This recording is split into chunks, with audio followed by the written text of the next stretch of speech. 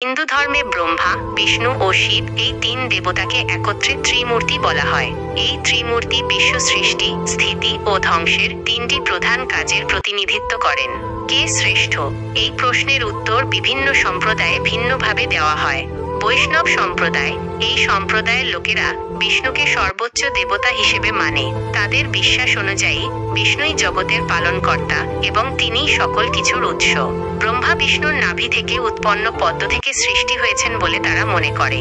শৈব সম্প্রদায়, এই সম্প্রদায়ের লোকেরা শিবকে পরমেশ্বর মনে করে। তাদের বিশ্বাস অনুসারে শিবই সৃষ্টি, স্থিতি ও ধ্বংসের কর্তা।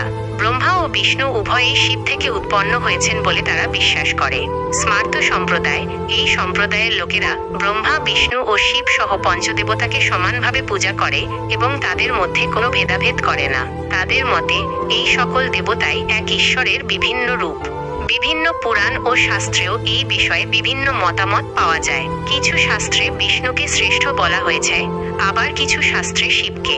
ব্রহ্মাকে সাধারণত সৃষ্টিকর্তা হিসাবে সম্মান করা হয়, তবে তার পূজা অন্যান্য দেবতাদের তুলনায় কম প্রচলিত। সুতরাং ব্রহ্মা, বিষ্ণু ও শিবের মধ্যে কে শ্রেষ্ঠ তা নির্ভর করে ব্যক্তির বিশ্বাস ও সম্প্রদায়ের উপর। হিন্দু ধর্মে এই তিন দেবতাই গুরুত্বপূর্ণ এবং তাদের নিজ নিজ ভূমিকা রয়েছে। আমরা বিশ্বাস করি জ্ঞান অর্জনের কোনো সীমা নেই এবং শেখার কোনো বয়স নেই। তাই যদি আপনি নতুন কিছু জানতে ও শিখতে আগ্রহী হন, তাহলে অবশ্যই আমাদের চ্যানেলটি সাবস্ক্রাইব করুন এবং আমাদের সাথেই থাকুন। ধন্যবাদ।